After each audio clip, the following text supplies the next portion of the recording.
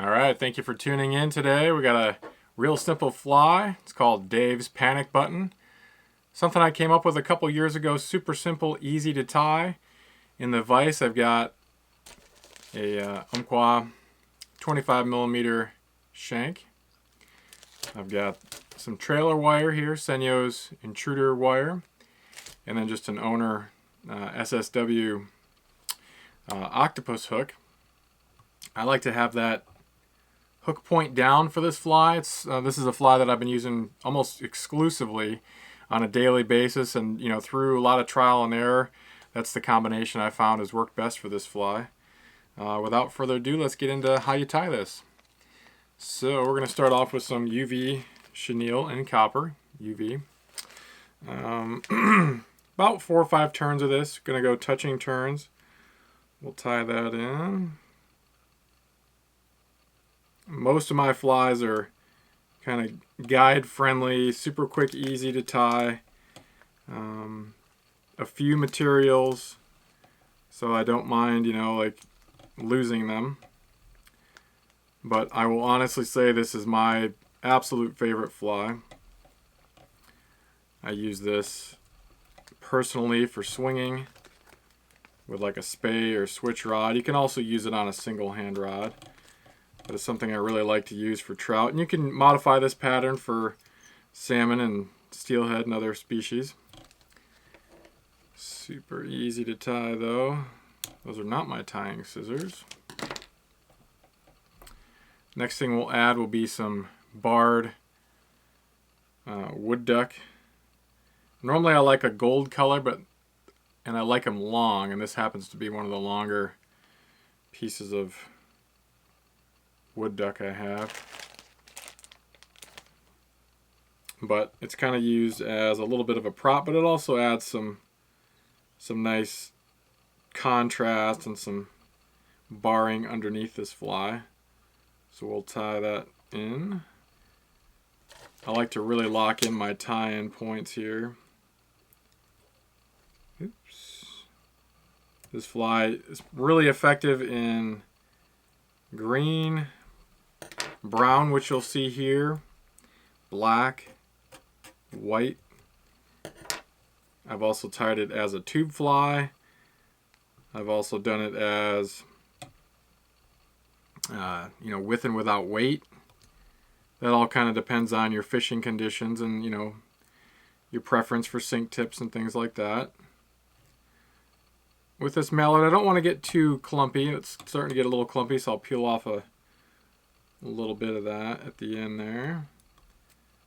But I like it to be slightly longer than or the same length as that polar chenille.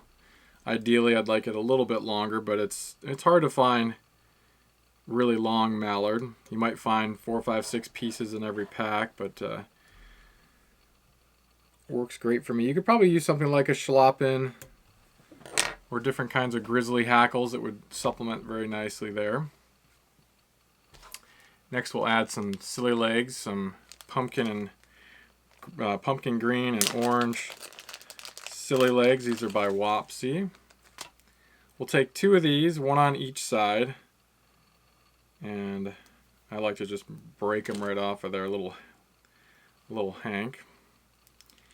And we'll turn this fly on its side, and we'll split it, 60-40, 50-50. We're going to eventually kind of cut these and trim them a little bit, but you're going to want it enough so that this forward-facing piece will fold over the top.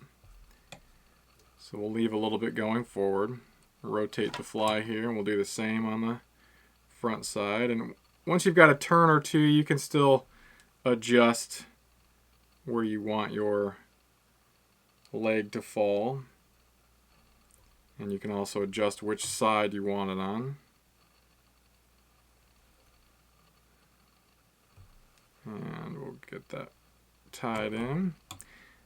You can also pull it towards the top of the fly or the underside of the fly. Just kind of depends on your preference. As you tie backwards, you're going to want to make sure that you keep them either on top or on the sides in position. I'm going to keep these 2 going forward. They do tend to get in the way a little bit, so what I'll do is I'll actually pull them forward and lightly tie them in forward all the way to the back of the eyes, and then we'll go back. So that gives you a nice blank slate for tying, and that's some nice room in between where those legs are for some tying. Next we'll use some brown Marabou. I like the really thin wispy stuff. You don't want a whole lot of bulk in the center of your Marabou, just something nice, thin, and wispy. You can, tie it fairly long, or tie several turns, but as long as it's not bulky in the middle, I like that effect. So I've got my tie-in point here. We'll tie this in, and I'll, like most of my materials, I like to tie them in forward, pull back, tie back over the top of them.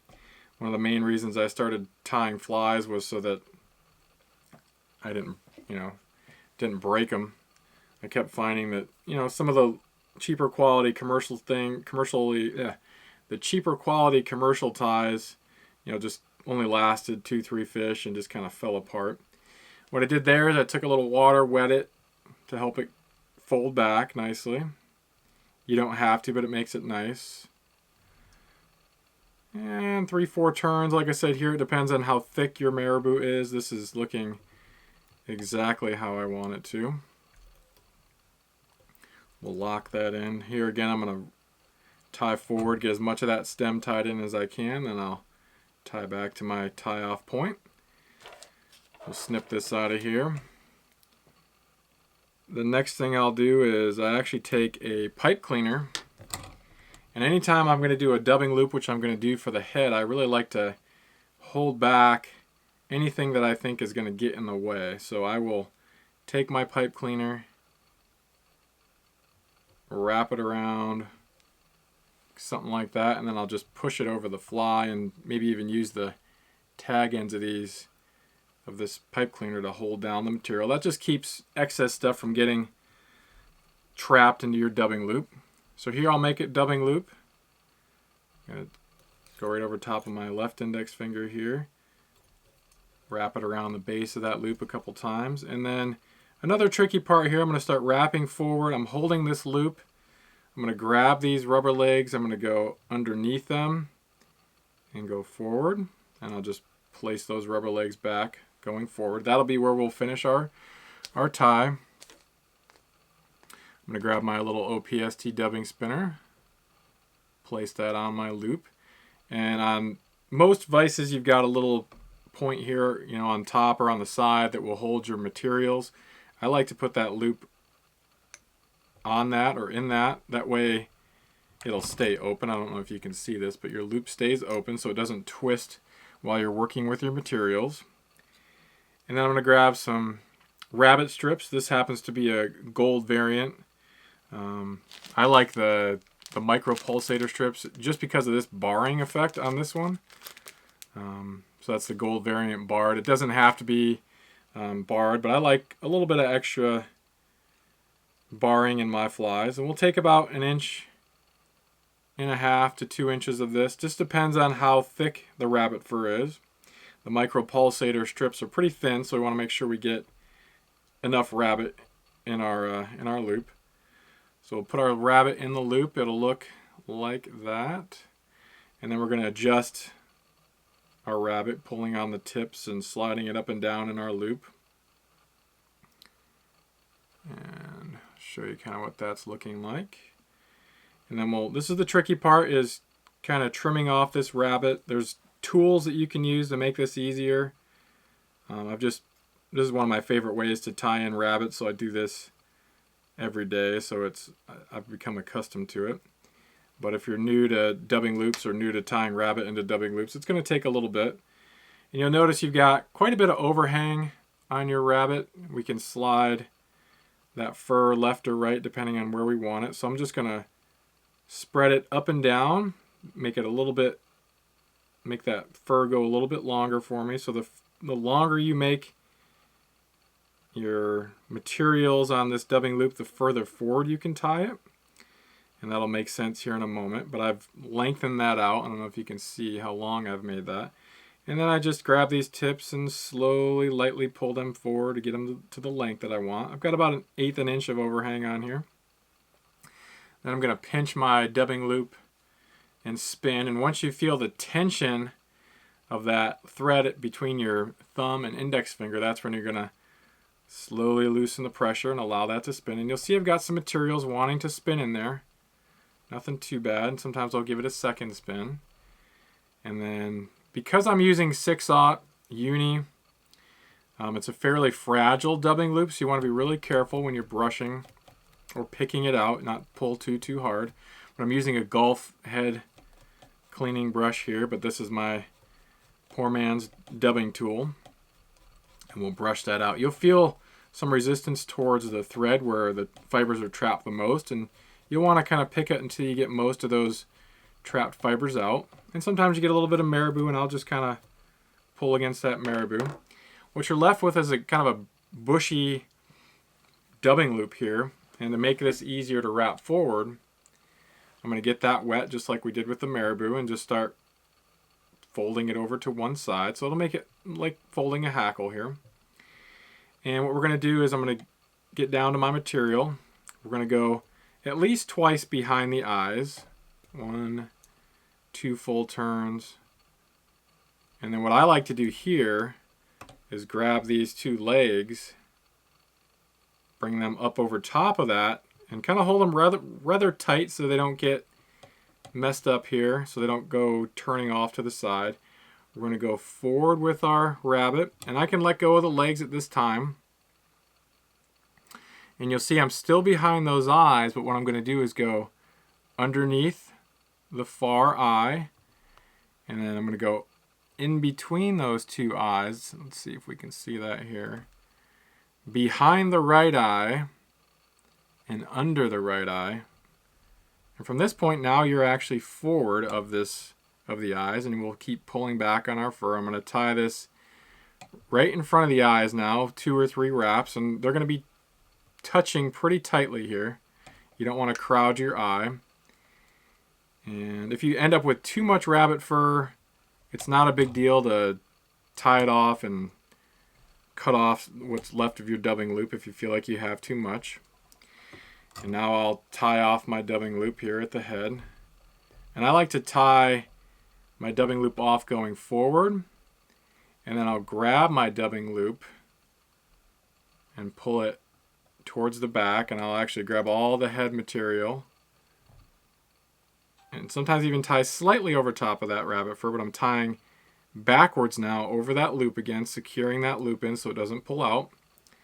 And then to cut this off, I'm just pushing away my main thread with my index finger so that I don't accidentally cut it. And I'll snip off my dubbing loop.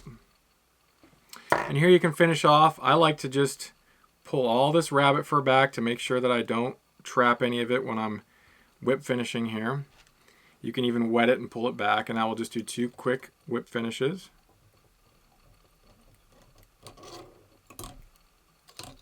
And you're essentially done with this fly. We're going to pull off this pipe cleaner to see what it looks like. And we'll pull our pipe cleaner off here, and this is where I'll start to gauge the rubber legs. I'll kind of hold this fly this way and see, and it looks like I've got a pretty good ratio of rubber legs. It doesn't have to be perfect. I mean, you don't want one that's super long, and I might trim off a little bit of these, but here again you'll get used to the feel of how long you want these. And like I said, you can tie this in a variety of colors. At the end of my flies, I like to grab my dubbing brush and comb it out, brush out all these loose trap materials. Where you wet the Marabou, it'll start to dry out, and it'll really start to show you what this fly is going to look like. And I'm going to put that back in the vise. We'll get one last look at it here. You can experiment with this pattern. You can tie it in a lot of different colors, use a lot of different materials. This is far from my original fly that I tied a few years ago. It's evolved. This is my latest and most favorite, and probably been using it like this for probably a year and a half now, consistently with this same pattern. You can tie it in this brown, black, white's a favorite of mine, so there's one in white. You can change the weight of the eyes.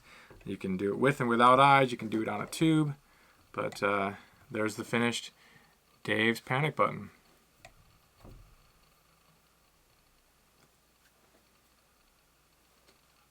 Thank you so much for watching.